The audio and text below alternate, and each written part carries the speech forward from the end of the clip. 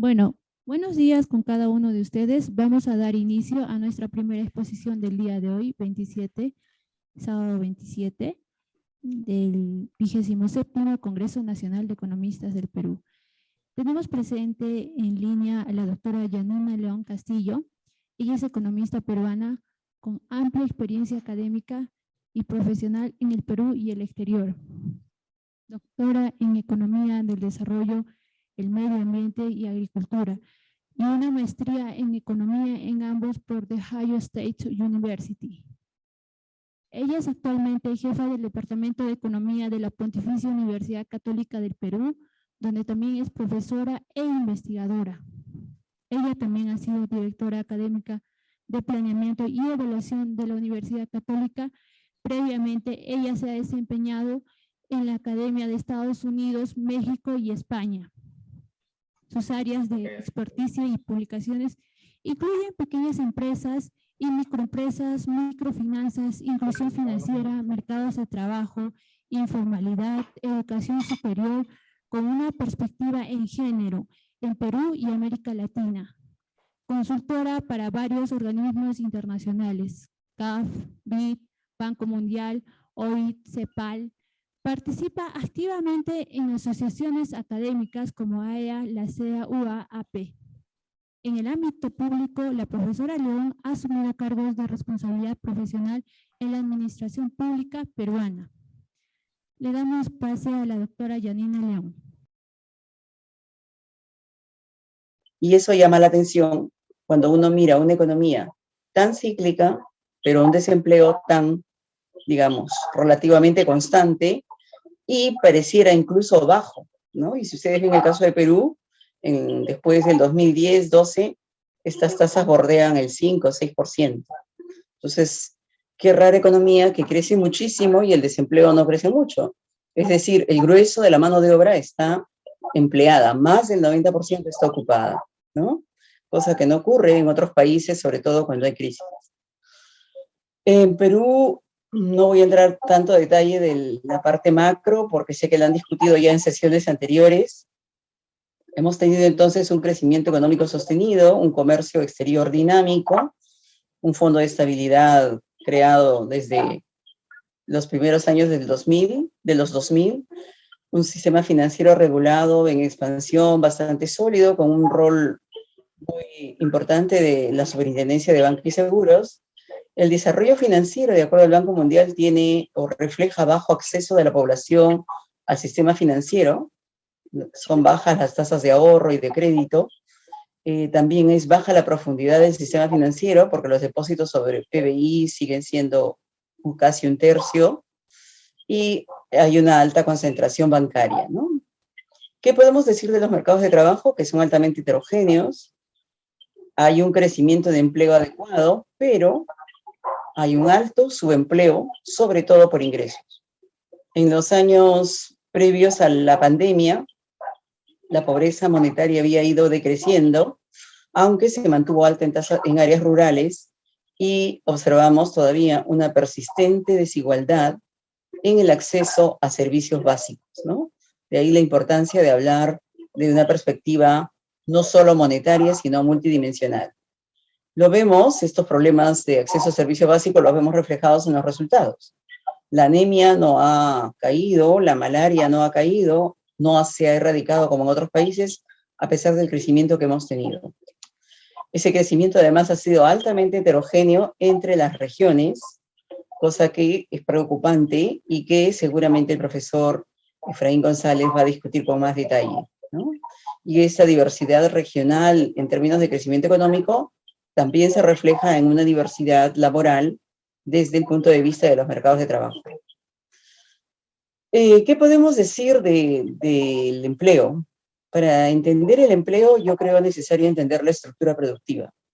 Este grafiquito, que yo sé que no es muy simpático, lo que muestra es que si tuviéramos el 100% de la población económicamente activa ocupada, distribuida entre estos sectores productivos, veríamos que muy poquitos están en sectores de gran empresa y hay muchísimos que están en sectores de microempresas o incluso en empresas unipersonales, ¿no? El ancho de la columna muestra la gran cantidad de trabajadores o la poca cantidad de trabajadores que hay en cada una de estas empresas por tamaño. La altura de la barrita muestra más bien la productividad laboral puesta en soles. No es la mejor medida, pero en todo caso es una manera de medir la productividad laboral. Esta productividad es muy alta en la gran empresa y en el otro extremo es muy baja en las microempresas y sobre todo bueno, van por ahí entre las microempresas y las empresas de un solo trabajador. Entonces, lo que quiero rescatar de este gráfico es que tenemos una estructura productiva altamente heterogénea, con productividades distintas entre trabajadores y, por supuesto, con tamaños de empresa diferentes también. Esta estructura productiva altamente heterogénea se da no solo entre tamaños de empresa, también se da entre sectores, se da entre empresas del mismo sector, se da según el vínculo que se tiene con el sector externo, y si recordamos nuestros fundamentos microeconómicos, es ese conjunto de características de la actividad productiva lo que va a determinar la demanda de factores. Entre esos factores se encuentra justamente la mano de obra. Por tanto, esa heterogeneidad productiva va a estar asociada a una alta heterogeneidad de demanda de mano de obra, ¿no? Hay una alta heterogeneidad en la productividad laboral, sí, pero también hay una alta heterogeneidad en la capacidad de generar empleo entre los sectores económicos. Y eso está asociado también a una alta heterogeneidad en generar empleos e ingresos laborales. Por supuesto que hay otros determinantes también. Históricamente hay determinantes institucionales, hay también un marco legal que puede estar generando estas diferencias entre empresas y entre sectores, el entorno social cuenta, y por supuesto también las características individuales de los trabajadores. Pero lo que quiero decir es que las posibilidades de empleo no solo tienen que ver con características individuales o no solo tienen que ver con características institucionales, sino también con nuestra propia estructura productiva, ¿no? Si miramos acá estos gráficos rápidamente, el primer gráfico muestra arriba la diferencia de productividad laboral y la captación de empleo entre los distintos sectores, ¿no? En agricultura, pesca y minería, la productividad es relativamente, perdón, la productividad es importante. Estos gráficos están puestos en bloques por años. Lo que quiero decir, sin embargo, es que acá hay una alta proporción. Esta altura de la columna mide la proporción de la mano de obra en estos sectores, ¿no? Entonces, los sectores de servicios y la agricultura a nivel nacional absorben gran cantidad de la PEA, y así ha sido desde los 2000 y así ha persistido hasta antes de la pandemia también. O sea, quizás unos sectores han crecido más que otros, pero en general su capacidad de absorción de mano de obra es bastante heterogénea, ¿no? Y la mano de obra tiende a concentrarse en sectores de servicio, y cuando miramos a nivel nacional todavía es importante la proporción de mano de obra en el agro. Si miramos dónde están empleados los trabajadores por tamaño de empresa, entonces vemos, que las barras altas nos muestran que la mayor parte de la mano de obra está en microempresas. Las barras verdes indican la proporción de la PEA que trabaja en empresas de 1 a 10 trabajadores. El empleo de la gran empresa es la barra marrón, y esta no ha crecido mucho. Estoy hablando del segundo gráfico de abajo a la izquierda.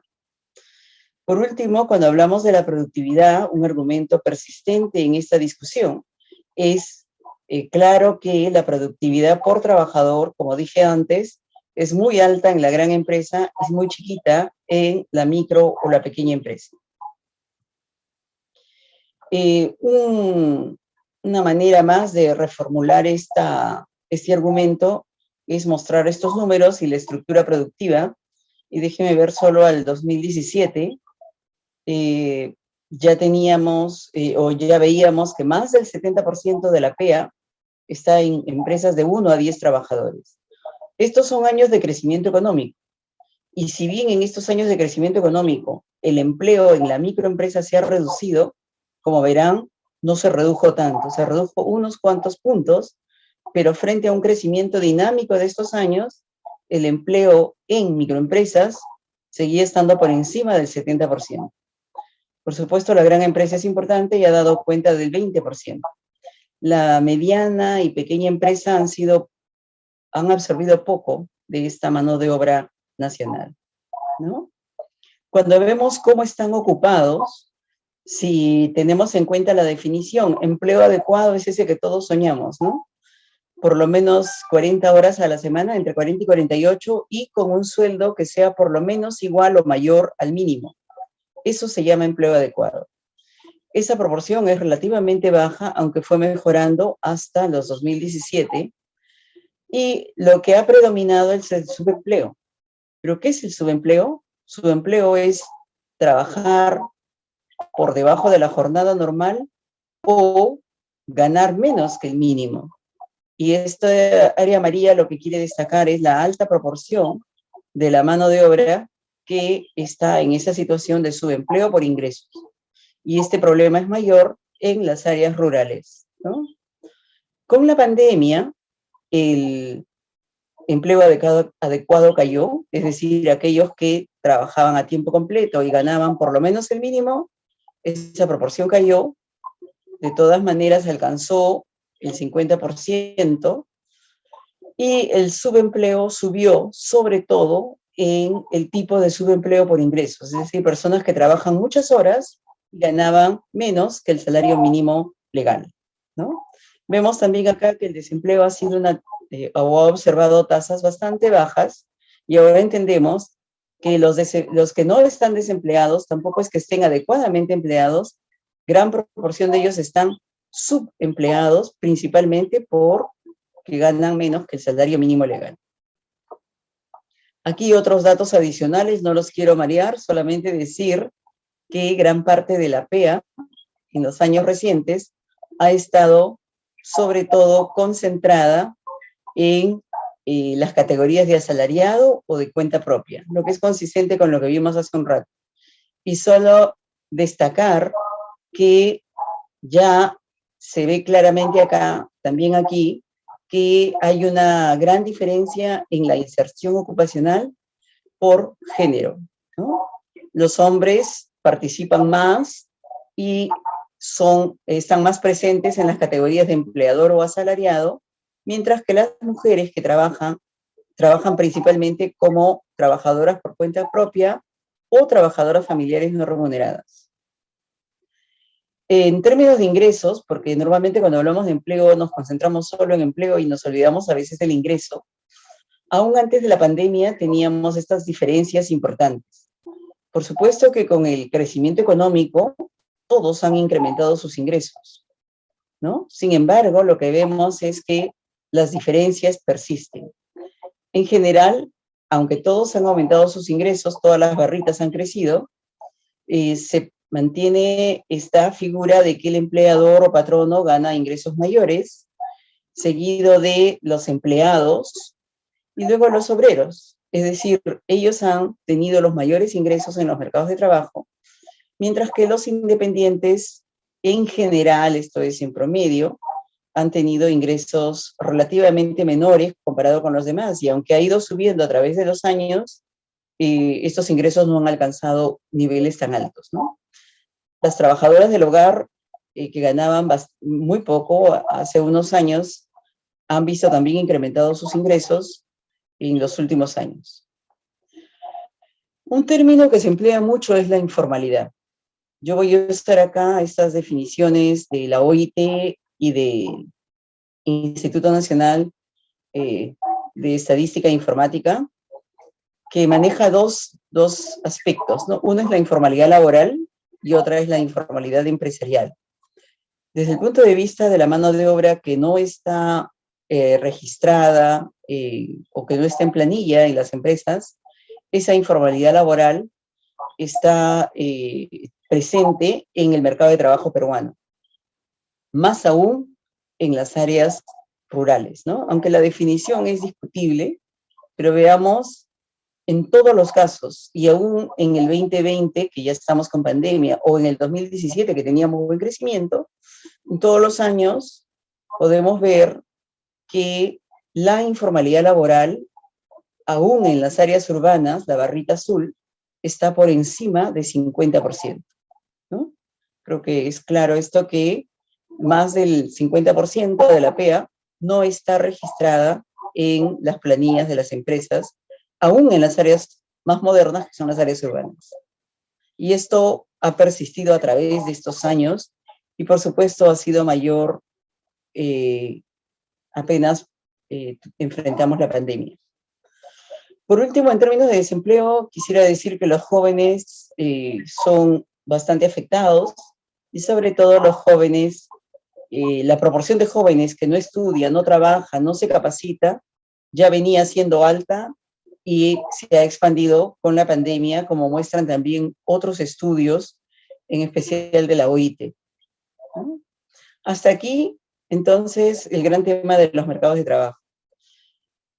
¿Qué pasa con esas unidades económicas que absorben esa gran proporción de mano de obra? Esas MIPES, o microempresas, micro y pequeñas empresas, acá las pongo juntas porque así las ofrece la Autoridad de Estadística. Estos datos son del INEI. Lo que nos dicen estos dos cuadritos rápidamente es que las unidades formales, como las llama el INEI, es decir, acá ya estamos hablando de informalidad empresarial, empresas que no están registradas o no tienen licencia para operar, esas unidades las unidades informales solo producen 15% de todo el valor agregado del país. En cambio, las formales producen el 84.8% en el año 2007. Estas proporciones no han cambiado mucho a lo largo de la década. Las más productivas son las unidades formales, de acuerdo a esta estadística, y sin embargo, cuando vemos cuánto absorben de mano de obra, acá en esta segunda parte lo que vemos es que estas unidades, ¿cuántas son? Gran parte de estas unidades son informales. Por número de empresas, hay más empresas informales que formales, ¿no? Y eso se mantiene a pesar del crecimiento, por lo menos hasta los años anteriores a la pandemia. Por cada 10 empresas, digamos, de acuerdo a estos datos, 8 son informales y 2 son formales. ¿Cómo combinamos este rasgo con todo lo que veníamos diciendo antes? Ese es el desafío de esta discusión, ¿no? En general, las MIPES, sobre todo las microempresas, son más de 90%, o más bien del 100% de empresas, más del 90% son microempresas, como acabamos de ver. Absorben más del 70% de la PEA y, sin embargo, absorben casi 25% del PBI, ¿no? La importancia de la microempresa, entonces, es la absorción de mano de obra más que la generación de Producto Bruto Interno. Su contribución al empleo es importante, su generación de empresas es importante, pero es poco productiva, contribuye poco al PBI. Las microempresas predominan sobre todo en las áreas urbanas y especialmente en Lima, porque en Lima tenemos por lo menos 1/3 de la población del país, ¿no? Por actividad económica, más del 40% de las microempresas está en comercio, minorista y ambulatorio, más del 30% opera en servicios, sobre todo personales, me refiero a los que están directamente relacionados con las personas, arreglo de cabello, ahora que todos estamos muy preocupados de nuestra presentación. Esto ha abierto muchas opciones a los servicios minoristas, ¿no? A los servicios personales. Y solo 20% de las microempresas está en manufactura. Esto es importante tener en cuenta porque a veces cuando hablamos de MIPES, hablamos de la MIPE de textiles o de confecciones o de calzado, como en el caso del norte del Perú, y esto es muy importante, y sin embargo, todavía es más importante la proporción de microempresas en comercio o en servicios, ¿no? Ha habido una creciente formalización, una serie de campañas que han estado en curso, por lo menos hasta antes de la pandemia, pero sigue siendo muy baja la proporción de estas microempresas formales, ¿no? Hoy día en las políticas se escucha que se quiere volver a impulsar este proceso de formalización. Hay que tener en cuenta, sin embargo, a pesar de estos grandes rasgos, que las microempresas son altamente heterogéneas en sus características, recursos, ingresos, y que, por tanto, las microempresas no solo requieren servicios financieros, sino también otros servicios empresariales, como cualquier otra empresa, ¿no? Las microempresas urbanas, concretamente, de todas las ciudades del Perú, en general operan sin local, no llevan registros ni libros de cuentas, no tienen acceso a Internet, han empezado, según su propia declaración, por necesidad, la mayor parte de ellas, incluso un quinto de ellas dice para generar ingresos laborales, ¿no? Y ellas declaran que no requieren servicios financieros, pero se refieren básicamente a los servicios financieros bancarios o de las instituciones reguladas. Luego vemos que están utilizando servicios financieros de unidades o instituciones informales o no reguladas, ¿no? En general, las MIPES, quiero destacar, son unidades muy relacionadas con el resto de la economía, no están aisladas, ellas compran materias primas, subcontratan con medianas y grandes empresas, venden toda su producción en el mercado, hacen diversos arreglos con proveedores y otros canales informales de financiamiento y atienden la demanda de consumidores de ingresos medios y de ingresos bajos, ¿no? Los ingresos que generan ellos provienen de la venta que hacen a los consumidores de ingresos medios y de ingresos bajos, ¿no? Los productos de las MIPES no siempre son de muy buena calidad. Por eso decimos que son, desde el punto de vista microeconómico, como bienes inferiores. A menor ingreso, más demanda, se dice, ¿no? Entonces, quiero destacar que las microempresas son heterogéneas, pero todas están estrechamente vinculadas al resto de la economía. Y un rasgo que me parece importante destacar es que ellas entran y salen permanentemente del mercado. No creo que les guste eso, creo que hay bastante desafíos que cumplir o que vencer en el mercado, y eso de alguna manera se refleja en su antigüedad, ¿no?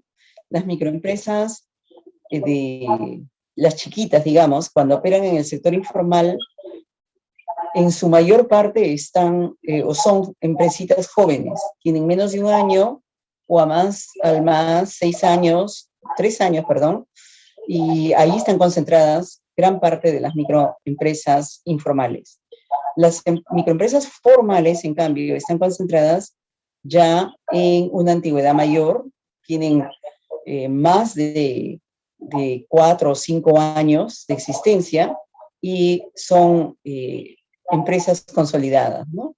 Esto podría insinuar la hipótesis de que las microempresas cuando empiezan informales y solo cuando se consolidan estarían pasando a un proceso de formalización, ¿no? Frente a la COVID, ellas han sido muy afectadas, ¿no? Recordemos lo que ha pasado con las mercaditas, con los mercaditos y las paraditas, que tienen alta proporción de trabajadores y tuvieron que cerrar con el COVID. En términos económicos, eso fue un duro golpe para los trabajadores de estas unidades. Además, se paralizaron las actividades económicas que eran intensivas en mano de obra, se contrajo la demanda por productos alimenticios y no alimenticios, pero sobre todo no alimenticios, ¿no? Calzado, vestido. ¿Quién se compra ropa frecuentemente ahora? ¿O quién se compra perfumes? Casi nadie, ¿no? Y en esos sectores había mucha mano de obra en MIPES. Los contratos han sido paralizados o interrumpidos, con lo cual mucha subcontratación también se cayó. Hay ahora, en los últimos meses, un creciente regreso a las actividades económicas, pero aun cuando había prohibición, los trabajadores han salido a trabajar durante la cuarentena y las condiciones económicas, sociales e incluso de salud han sido muy desafiantes para los trabajadores, sobre todo de las MIPES. ¿no? La vacunación, por eso, es clave. Sin embargo, aún es insuficiente para despegar la reactivación. Cuanto más nos vacunemos y menos peligro corramos, menos riesgo tendremos de volver a la cuarentena y esto acelerará la reactivación económica, ¿no? Esta heterogeneidad de las MIPES se han reflejado también en la diferenciada pérdida entre estas empresas y las diferentes posibilidades de reactivarse que tienen, ¿no? Hay empresas o hay negocios que tienen más flexibilidad, tienen más recursos, pueden hacer contratos según la rama en que estén operando. Hay otras ramas en que más bien la reactivación va a ser lenta, ¿no? Por eso las microempresas requieren hoy más que nunca de no solo financiamiento, eso es importante, pero también asistencia técnica, mejor información, provisión de servicios públicos y una serie de elementos que cualquier empresa necesita cuando quiere reactivar su actividad económica, ¿no? Y por eso la demanda por servicios financieros y no financieros son ambas importantes para las microempresas en particular. Eso determinará su capacidad de reacción y comportamiento, y los microempresarios tienen que estar bien pilas para poder tomar ventaja de los recursos y de las posibilidades que las políticas puedan dar. ¿Qué ha pasado con el COVID y qué efecto ha tenido? Solo para enfatizar esto, de acuerdo al INEI, los sectores cayeron en diferente modo y sabemos que las MIPES están de diferente manera participan de distinto modo en estos distintos sectores, ¿no? En la manufactura vemos una caída total de 55% y la caída mayor fue en bienes de consumo, sobre todo en prendas de vestir. Prendas de vestir cayó casi en 100% y ahí hay muchas microempresas, ¿no? El comercio al por mayor cayó en 60%, pero el comercio al por menor cayó en 66%. Nos podemos imaginar que el golpe en las microempresas de comercio fue muy grande, ¿no? Restaurantes prácticamente cerraron, otros servicios de comida también cayeron, pero a pesar de la pandemia muchos empezaron a salir porque viven grandemente de esto. Y estos mecanismos de subcontratación o servicios a otras empresas cayó fuertemente también, más del 60%, y algunas microempresas, sobre todo las más exitosas, trabajaban con empresas grandes, ¿no? Esto también cayó mucho. De ahí que la política ha sido muy importante, el bono MIPE, el Reactiva Perú, algunas actividades que han sido rápidamente apoyadas por Produce, el fortalecimiento de compras a Mi Perú, y eso empezó, por supuesto, el año pasado, algunas normas laborales también, y sin embargo ha habido serios problemas de gestión, de gobernanza, a nivel de los gobiernos locales, y más complicado todavía, ha habido serios problemas de corrupción, ¿no? Y todo esto lo que ha hecho es que esos recursos no lleguen efectivamente a quienes tenían que llegar, generando un rezago en la reactivación. Y eso es socialmente muy doloroso, económicamente muy costoso, ¿no? Insisto, se necesita efectivizar las políticas, controlar el riesgo del contagio y el rebrote, porque los costos económicos, como estoy mostrando, son muy problemáticos, son muy altos y generan efectos en cadena en el resto de la economía, ¿no? Voy a dejar esta lámina porque ya no sé cuánto tiempo me queda, pero creo que eso es parte de una discusión, si sale bien.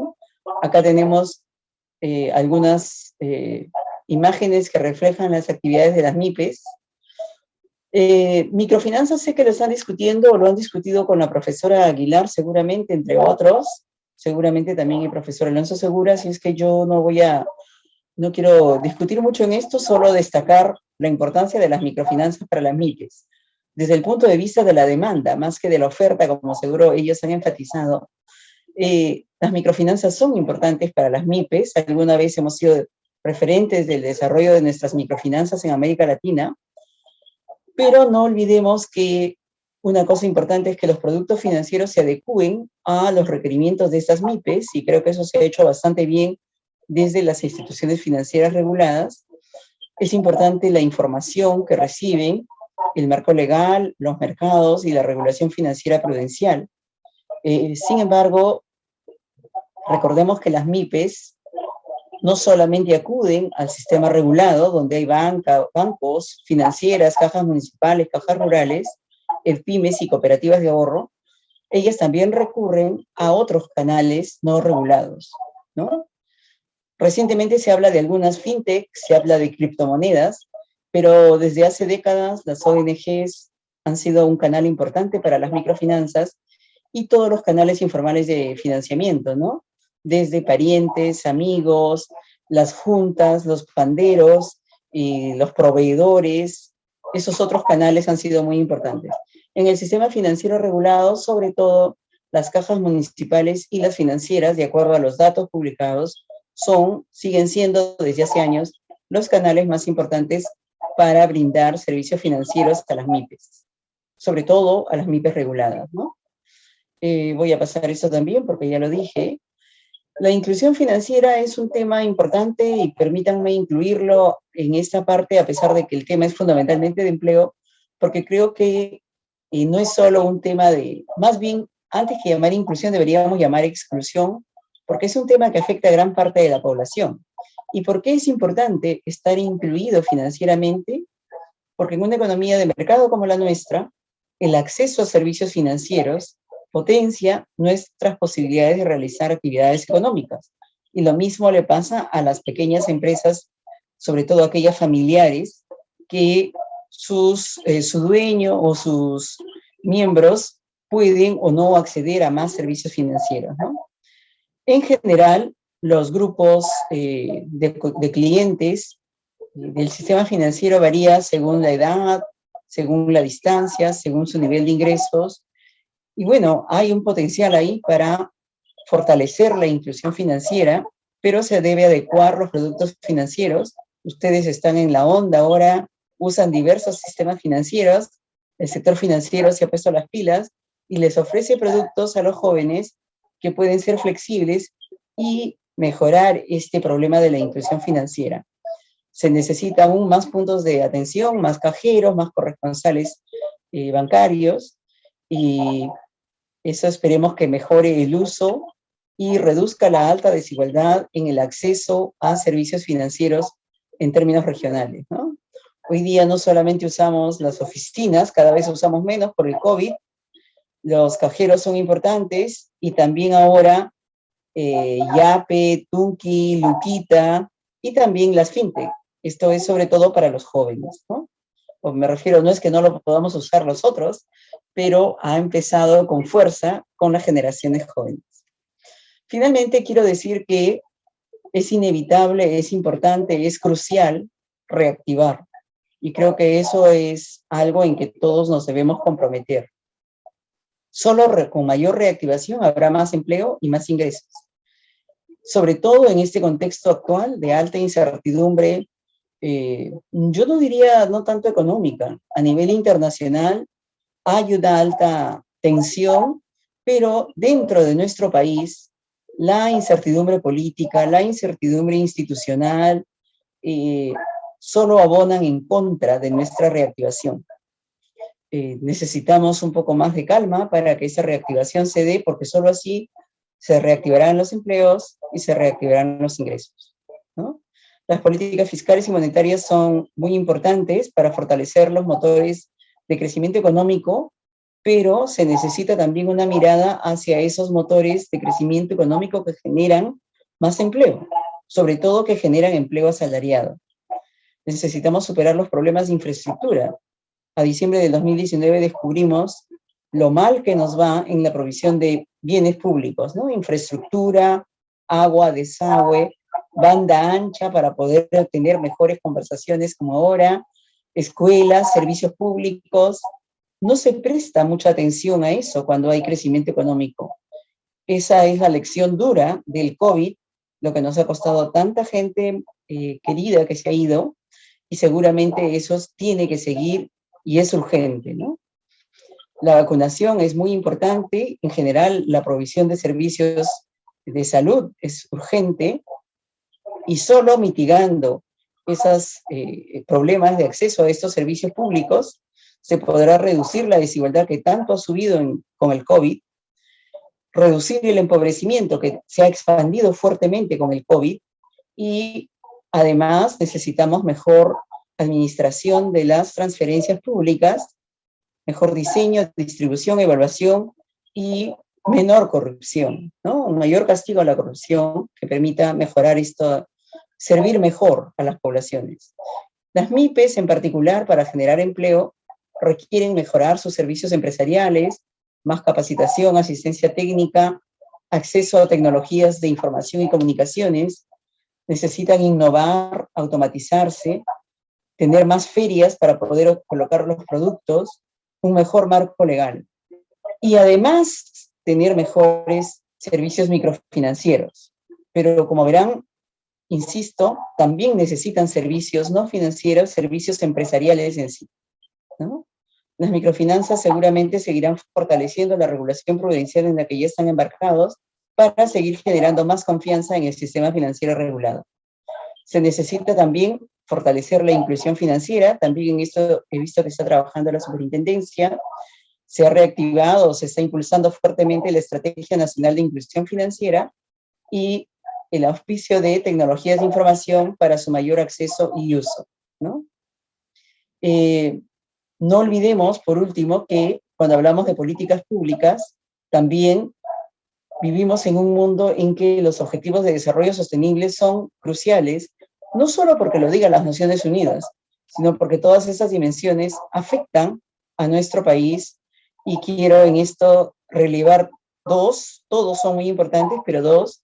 Uno es el objetivo 5, porque persisten fuertemente las desigualdades de género, aún entre las mujeres más educadas, y dos, el objetivo de desarrollo 8, porque creo que el trabajo decente y el crecimiento económico deben ser compatibles y no deben ser vistos como objetivos opuestos. En fin, quedo aquí. Muchas gracias por su atención y quedo atenta a las preguntas que pueden haber surgido. Gracias.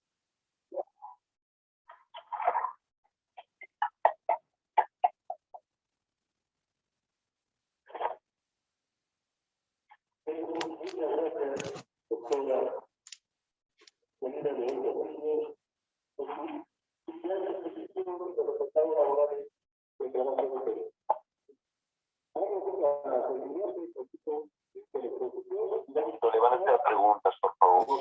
A ver si me las vuelves a repetir porque suena mucho y no logro escuchar bien.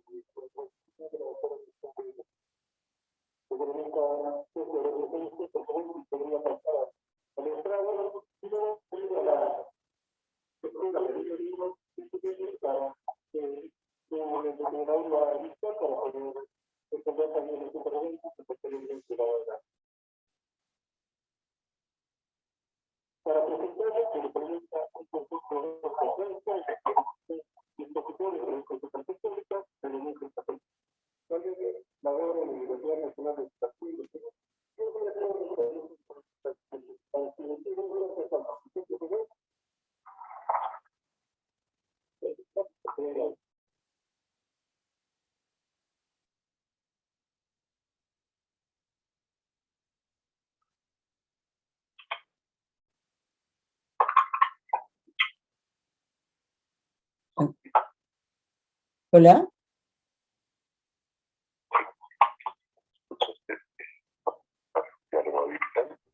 Sí, se escucha bien.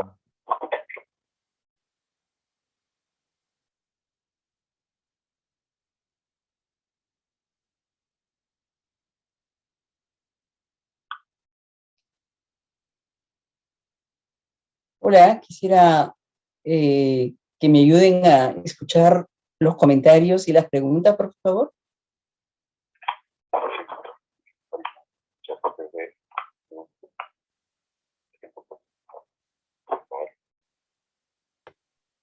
Sí, quería hacer una pregunta. ¿Se puede?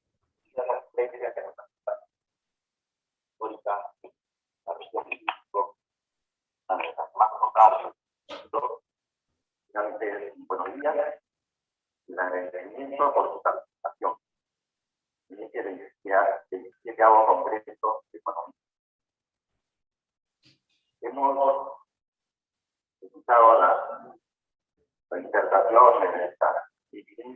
a don Castillo sobre el tema del mercado de trabajo en el país.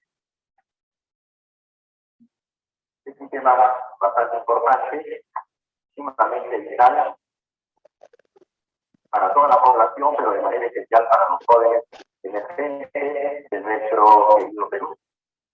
En este sentido, tenemos la comisión, como ya se ha mencionado, solamente para precisar o fundamentar de escuchar en cuanto a cantidades y la problemática a nivel país. En este sentido, yo voy a empezar haciéndole una pregunta a todos ustedes. Vamos a ver. Creo que se fue el... A ver, si es que estamos un poquito con frío, con sueño, disculpen. ¿Cuándo se inicia la capacitación del ser humano? Externamente, ¿no? Fuera del hogar, digamos. ¿En qué momento se debe iniciar esa capacitación? Así, por ahí ya estoy escuchando algunas respuestas. Indudablemente que sí. La capacitación del ser humano es constante y permanente.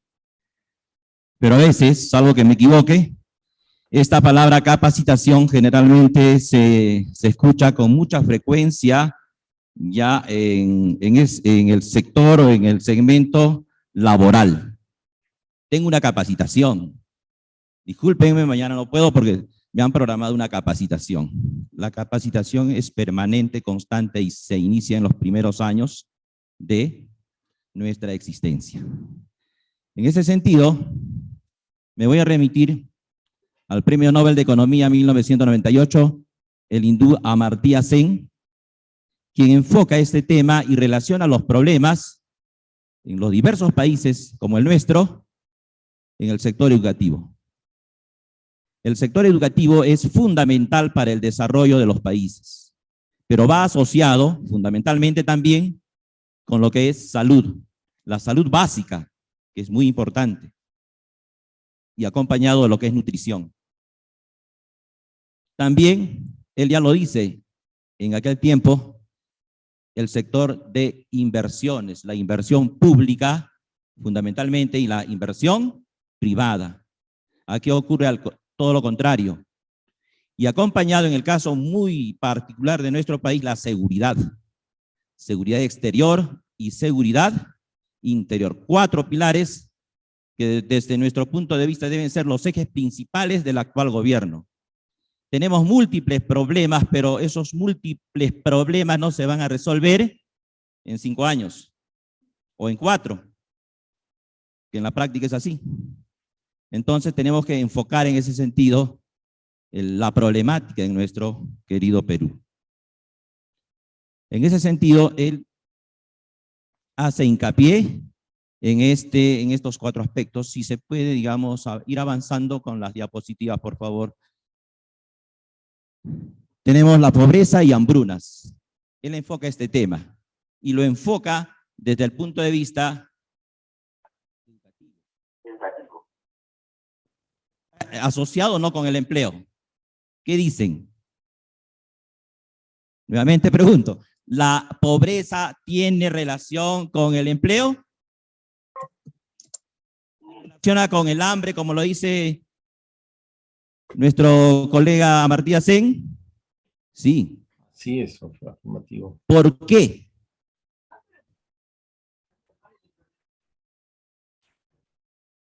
Y él lo enfoca desde el punto de vista y una realidad muy concreta con nosotros. Nosotros somos un país agrícola y ahí está la alimentación básica fundamental para el desarrollo de la persona. Y en nuestro país está algo descuidado. Luego tenemos, a continuación, por favor, la desigualdad. La desigualdad también es un problema que se tiene que tomar mucho en cuenta, porque aquí tenemos grandes factores que nos llevan a una desigualdad social, como es la discriminación racial, la discriminación geográfica, tenemos la desigualdad varón-mujer, en el cual ya en su oportunidad él lo clarifica bien, la importancia que tiene la mujer en el desarrollo de un país. Continuamos. La capacidad. La capacidad tiene relación directa con las capacitaciones. Y aquí una expresión que él ya lo utiliza como es el desarrollo de capacidades, que consiste pues en el aprendizaje constante y permanente de nuestra población. Solo la persona capacitada puede alcanzar niveles productivos mayores, si no, no lo va a hacer. ¿Y cuándo empieza la capacitación? Para no irnos muy atrás, empieza en la educación básica regular. Ahí se le educa, se le da las pautas necesarias, académicas y formativas al niño. Y eso lo va a continuar desarrollando durante toda su vida. De tal manera que llega a la etapa universitaria ya con las capacidades básicas desarrolladas para seguir su proceso de aprendizaje constante y permanente. Continuamos. El derecho. Entre otros, se menciona el derecho a la libertad. ¿Y qué consiste en la libertad? Ser libres de escoger, en el buen sentido de la expresión, de lo que necesitamos o lo que queremos. Nosotros en ese sentido somos un país libre. Ustedes tienen la respuesta. ¿Estamos haciendo lo que nos gusta? ¿Estamos trabajando en el sector donde realmente nos gustaría estar? ¿O estamos en otro sector? ¿O estamos haciendo otras actividades? La respuesta la dejo para ustedes. Eso es la libertad. ¿Somos libres realmente? No hablemos de las otras libertades. La libertad que tiene relación con nuestras actividades económicas relacionadas con nuestros empleos, ¿de acuerdo? No tenemos esa libertad. ¿Y por qué no lo tenemos? Porque tampoco somos un país que tenemos las capacidades desarrolladas suficientemente. Elección a la técnica. Ahí aprendemos ya en la práctica a resolver los problemas de nuestra sociedad. ¿De acuerdo? Y si no tenemos esa capacitación, ese desarrollo suficiente de capacidades, como se le llama, pues seremos un país, seguiremos siendo un país pobre. Entre otras ideas económicas, se resalta pues de que tenemos, en el caso peruano, tenemos grandes sectores de tierras que no están cultivadas, no se invierte en el agro, y especialmente, como ya se indica, la inversión productiva. Eso es fundamental para poder desarrollarnos, pero va asociado ¿con qué? Con el suficiente desarrollo de capacidades de nosotros, de las personas, de los protagonistas. También se comenta y se pone mucho énfasis, y repito, en la participación de la mujer, en este caso de la mujer peruana. Varones, aquí hago un llamado a darle las oportunidades necesarias y suficientes para compartir con ellas en el sector productivo, en el sector de creación de riqueza para nuestro Perú. Bueno, y esto pues va acompañado también entonces, como le mencionábamos, pues de un Estado que se dedica a resolver estos 4 problemas fundamentales de manera institucional, organizando a las instituciones públicas, a fortalecerlos, y esa capacitación constante, permanente, que nos lleve a ser mejores personas. Como profesionales y como personas con valores. ¿Para qué vivimos? En este sentido, el contexto en el que estamos en este momento, vivimos para un Perú mejor, con crecimiento permanente y un desarrollo suficiente para satisfacer nuestras necesidades básicas. Yo le agradezco su atención, con algunas excepciones, discúlpenme la franqueza, pero quizás tengan también asuntos muy importantes, ¿sí? Bien, muchas gracias por su atención. Estaremos siempre pendientes de sus consultas, preguntas, y no me queda más pues de la despedida correspondiente. Muy amable, muchas gracias.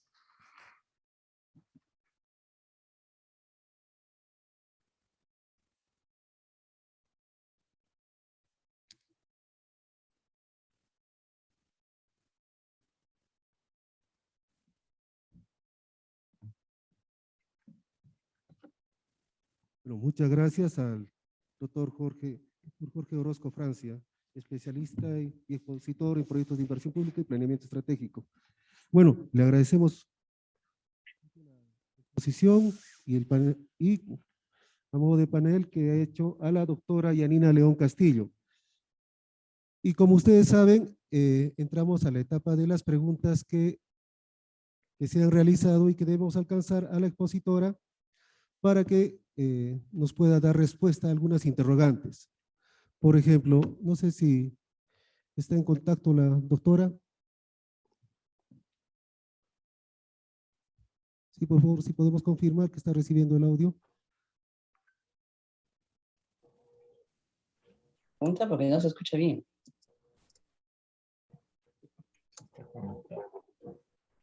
Las preguntas que han surgido del público son: ¿qué acciones considera usted que se debería adoptar para reducir los actuales niveles de informalidad? Es una de las preguntas. La segunda pregunta: en el escenario del COVID, ¿cuál fue el comportamiento de las empresas formales e informales en el Perú? ¿Y cuál es la perspectiva a corto y mediano plazo de estas empresas formales e informales? Y la tercera pregunta es: ¿cómo reactivar el empleo en este contexto del COVID y cuáles serían estas estrategias para su reactivación? Doctora, esperamos por favor sus respuestas. Muchas gracias. No pude escuchar esta segunda pregunta, pero en fin, ojalá que en el momento de responder se aclare. ¿Me están escuchando ya? Sí, sí se escucha bien.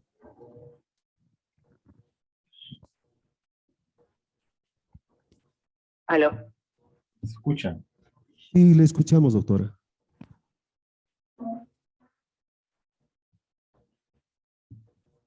Bueno, mil disculpas por estas demoras en mi capacidad de reacción. Esto de la distancia es una complicación porque vamos superando, vamos superando. Bueno, lo que yo, a propósito de las preguntas, quisiera decir, ustedes me han dicho cuáles son las acciones para bajar la informalidad, ¿no? Aquí yo tengo algunas reflexiones, quizás, para ponerlo de la manera más elegante, con algunas perspectivas sobre el tema de la informalidad. Como dije, he tomado dos acepciones de la OIT, informalidad empresarial e informalidad laboral. Cuando hablamos de la mano de obra que es informal, la mano de obra que no está en planilla, habría que preguntarse primero por qué no está en planilla y qué razones incluso a nivel de toda la economía hacen que esta mano de obra no esté en planilla. ¿Es solo un capricho de las empresas, sobre todo de las microempresas? ¿Es un marco legal solamente? ¿Es la manera en que ha venido funcionando la economía por décadas? Y cuando hablamos de informalidad empresarial, a veces nos quedamos con la idea de que la informalidad empresarial, sobre todo, tiene el problema de que los empresarios no les gusta registrar su empresa o están sobre todo dedicados a, digamos, evadir al Estado y no pagar impuestos. Yo ampliaría un poco más esa definición y por eso el término de informal se me hace complicado, ¿no? No hay una sola definición de informalidad. Yo estoy mencionando ahora dos, pero deben ser, como estoy segura, ustedes son mis colegas, los economistas, pueden buscar en la literatura cuántas definiciones hay de informalidad para empezar a discutir. Y hay muchísimas, muchísimas. Informalidad empresarial se define de muchas maneras, la informalidad laboral también, pero en todas siento que juega mucho el argumento legal. Yo como economista le he buscado más bien una explicación económica al asunto, mirando incluso a través de la historia económica. Y en ese sentido creo más en las características propias de la economía que han visto, ¿no?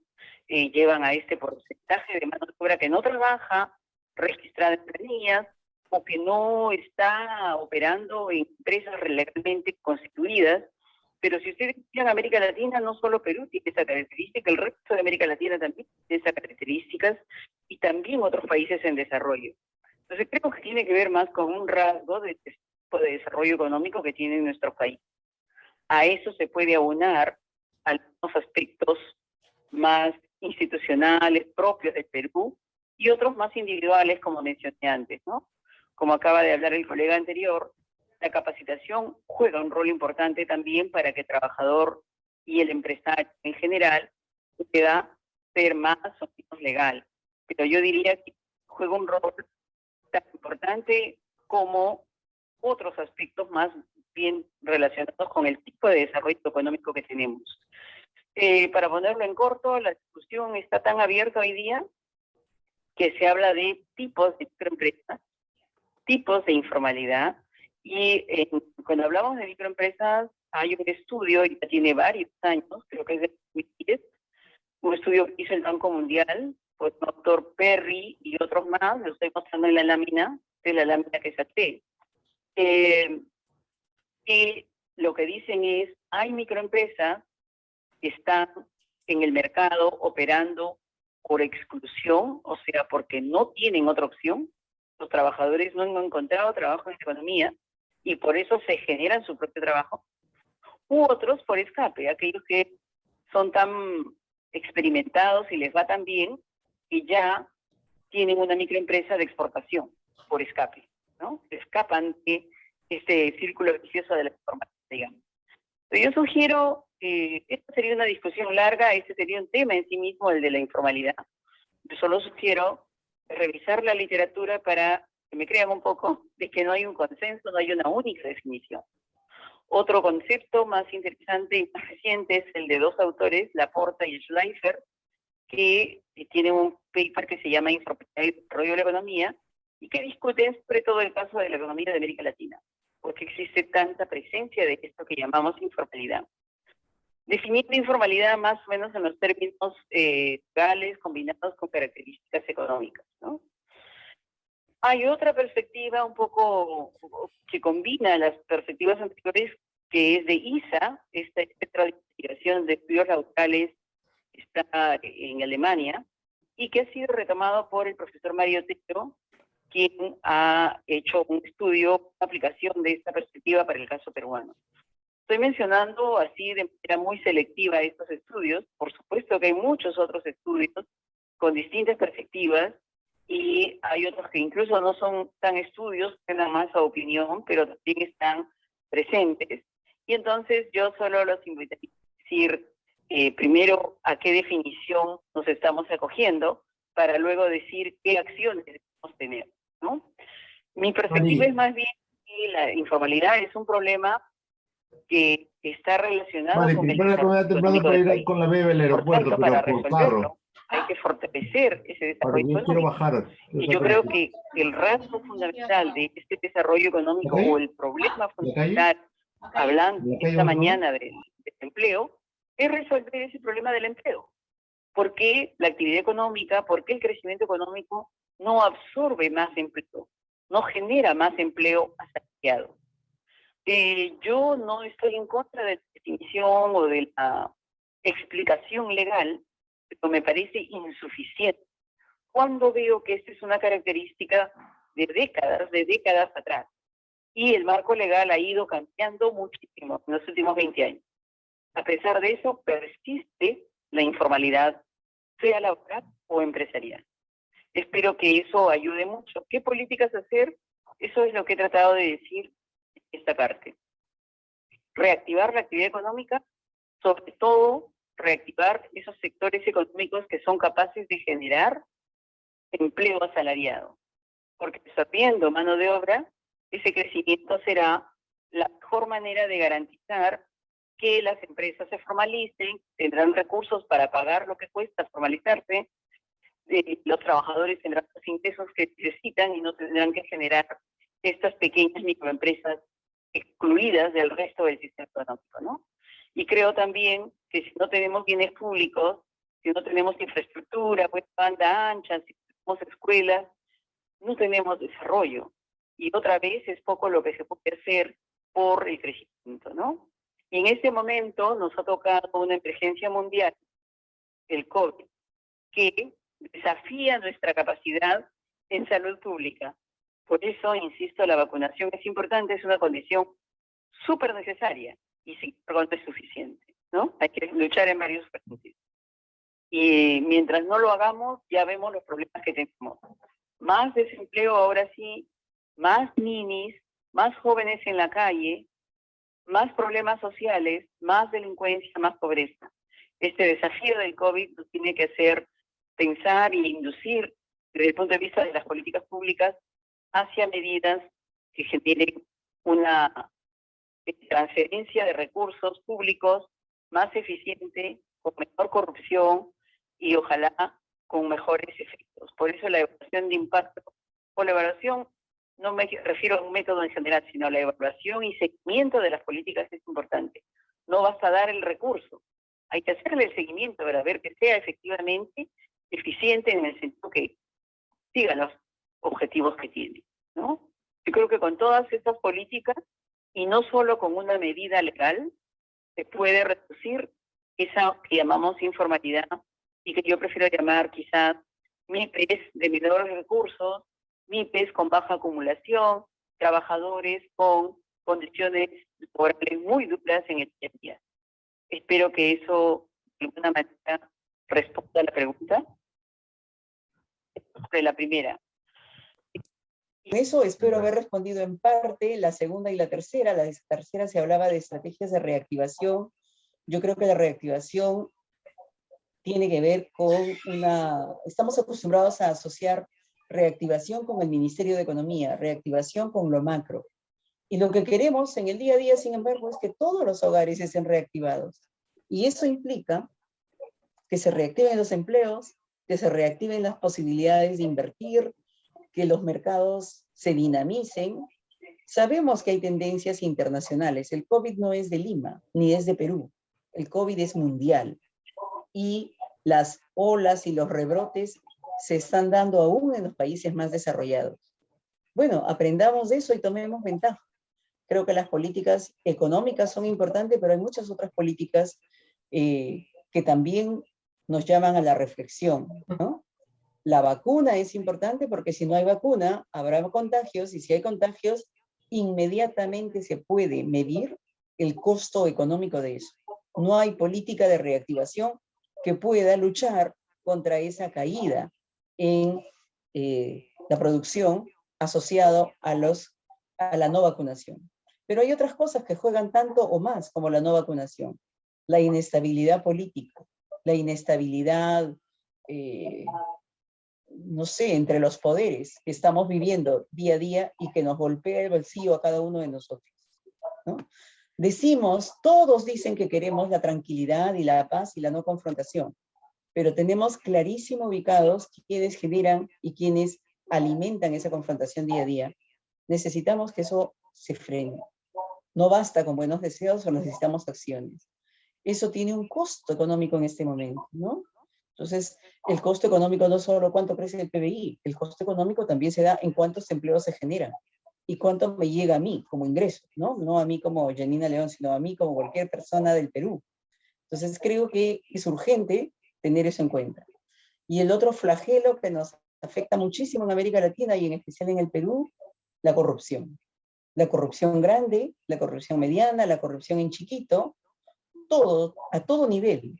La corrupción no solamente debería ser un pecado y no solamente debería ser un delito, sino que hay que recordar a quienes son corruptores o corrompen que el dinero público tiene un costo de oportunidad.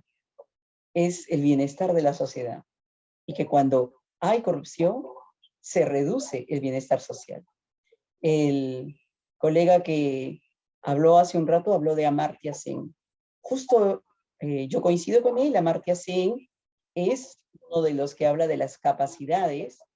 Yo diría no solo en términos de capacitación, sino en general que el humano saque todas sus capacidades potenciales que tiene como ser humano y que estas no pueden ser desarrolladas cuando hay corrupción, hay inestabilidad, hay freno a el desarrollo humano en general, y ahora como economista digo, al desarrollo de sus capacidades laborales y de ingresos, y eso solo se consigue con un fortalecimiento de la actividad económica en general, de la actividad empresarial, pero también de la actividad de los trabajadores, ¿no? Espero con eso haber respondido a las preguntas. No sé si la segunda pregunta la he respondido. Si no, por favor, me la pueden repetir.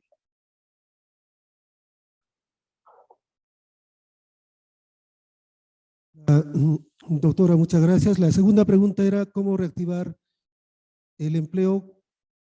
¿Cuáles son las estrategias? Pero creo que usted ya lo ha respondido con su exposición, ¿no? ¿Aló? No sé si me ha copiado el...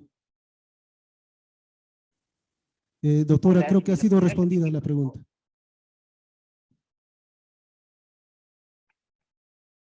Bueno, doctora, muchas gracias por la exposición. Vamos a dar paso también al economista Héctor Jorge Orozco Francia para que nos dé también sus apreciaciones, sus comentarios a partir de la exposición y de las preguntas que han surgido del público y que también seguro ha tomado nota. Economista Héctor Jorge Orozco, le damos.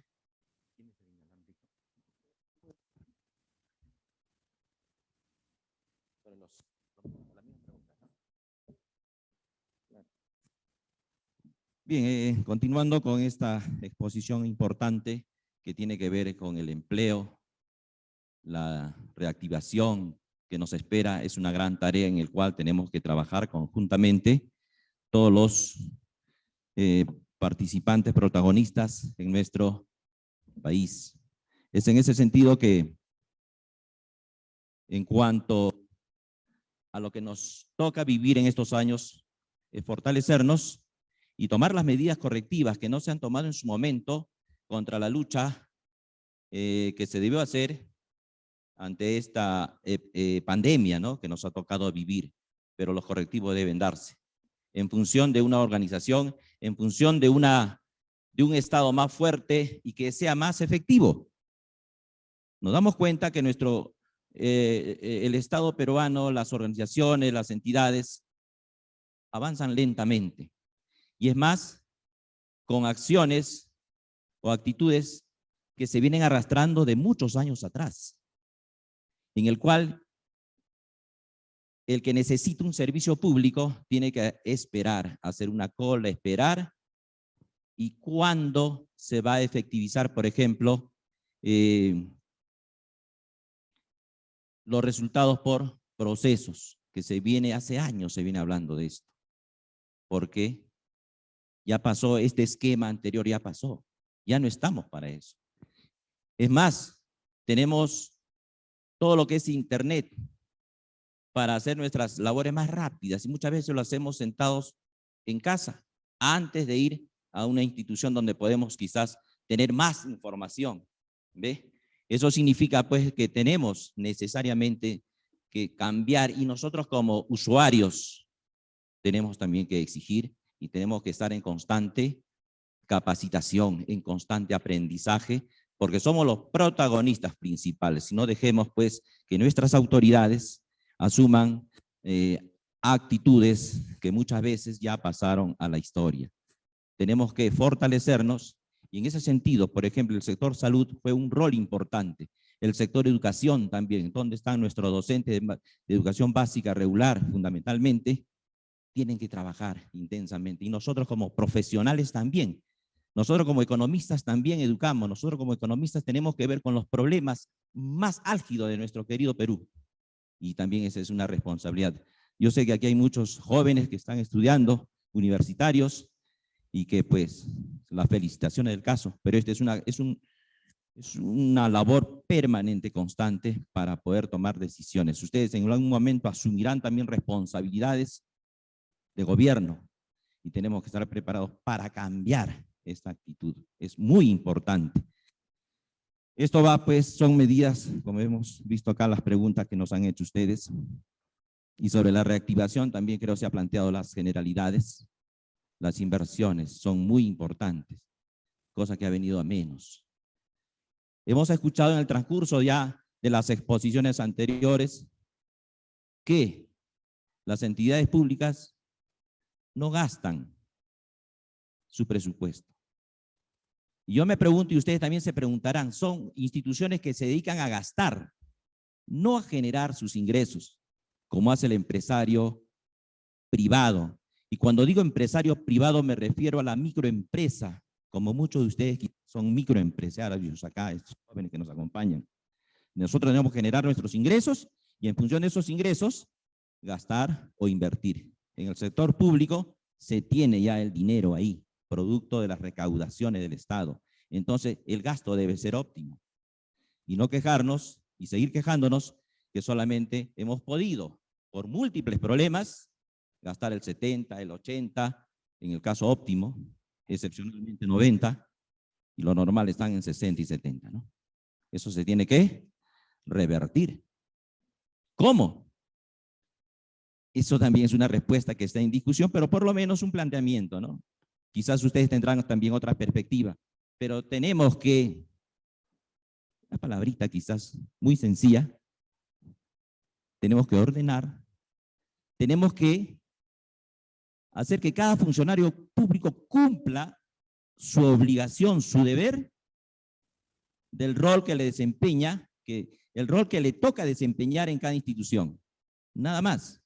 Y cumplirlo de acuerdo a lo programado. Pero para eso tenemos que trabajar conjuntamente. ¿Se hace planeamiento en el país? Sí, pero es teórico, no se ejecuta, porque tenemos una limitación presupuestal. Y al final queda ahí. Y hay otros problemas más que quizás en este momento no es tan agradable quizás comunicarles, pero hay otros factores más graves incluso que se tiene que superar, pero solo se va a superar siendo buenas. ¿Buenas qué? Aparte de ser buenos profesionales, buenas personas. Yo apuesto por eso. Y eso nos da la educación, una buena formación, que hace instante no lo mencioné, pero alguien dirá, pues la educación empieza en casa. Sí, por supuesto, educación, que tiene dos pilares fundamentales. Como personas, en primer lugar, con valor, diferenciando lo bueno y lo malo, lo que debo. Luego ya la formación técnica, la formación profesional.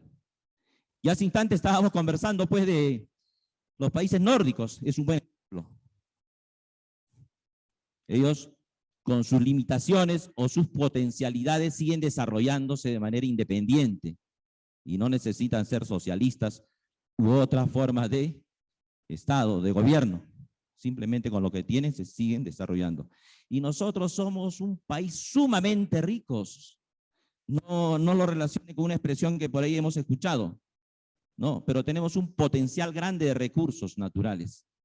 No nos comparamos tampoco con Venezuela, con Bolivia u otros países, porque no es posible esa comparación. Nosotros somos muy diferentes y podemos lograr el desarrollo en corto tiempo. Hace 10 años en la Universidad Nacional Mayor de San Marcos, profesor que decía, pues, y está demostrado en 20 años nosotros podemos ser potencia en el mundo. Y hablaba de los ferrocarriles transversales. Y eso asociado a una gran potencia que hay, bueno, en América, como es Brasil, y los otros países que están en el este, tenemos gran potencial para desarrollarnos a través de los aeropuertos y los puertos, pues, internacionales. Hay mucho por hacer, jóvenes, y eso es nuestra labor, y nosotros desde aquí también estaremos en ese sentido muy atentos. Gracias. Bueno, como todos ustedes estamos muy complacidos por las exposiciones tanto de la doctora Yanina León Castillo y como del economista Héctor Jorge Orozco Francia, quienes han dado a conocer todos los aspectos concernientes a los mercados laborales y la importancia de las capacidades en este proceso. Muchas gracias a ambos. No sé si la doctora todavía está en el aula, por favor, para darle paso y que dé sus últimas palabras para despedirse de este 27 Congreso Nacional de Economistas del Perú. Doctora, por favor.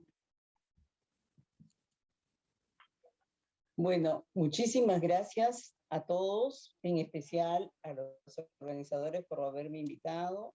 Muchísimas gracias al auditorio. Una cosa importante en la economía como ciencia social es que somos sujetos y objetos de los problemas que analizamos, ¿no? Y esto es lo que hace que no haya una sola verdad, y por eso es que en cada tema que tratamos siempre tenemos distintas potencialidades y perspectivas, pero no olvidemos que más allá de nuestras propias voluntades hay una historia y está la sociedad, y que tenemos que trabajar grandemente en función de ello, y que espero que ustedes contribuyan, jóvenes y también los no tan jóvenes, tratamos de contribuir a entender mejor este querido país, y no seamos ilusos de que nuestra propia voluntad y dedicación individual lo van a hacer todo. Seguramente por eso en el pensamiento económico hay perspectivas, hay escuelas, hay énfasis. Lo único que digo es que diseñemos las políticas de manera que impulsemos iniciativas, de manera que vayamos cambiando un poco esta sociedad, construyendo y sobre todo desde la perspectiva del empleo, generando más oportunidades a ese más del 70% de la población que con crecimiento no tenía un empleo asalariado y que hoy supera el 80%. Y esa reactivación será posible con medidas del gobierno, con políticas a nivel regional, con políticas económicas y no solo económicas, y con una mayor paz en la sociedad que esperemos que se dé. ¿Ok? Muchísimas gracias. Buenos días con todos. Gracias por escucharme. Gracias, doctora, por su contribución a este 27º Congreso Nacional de Economistas del Perú.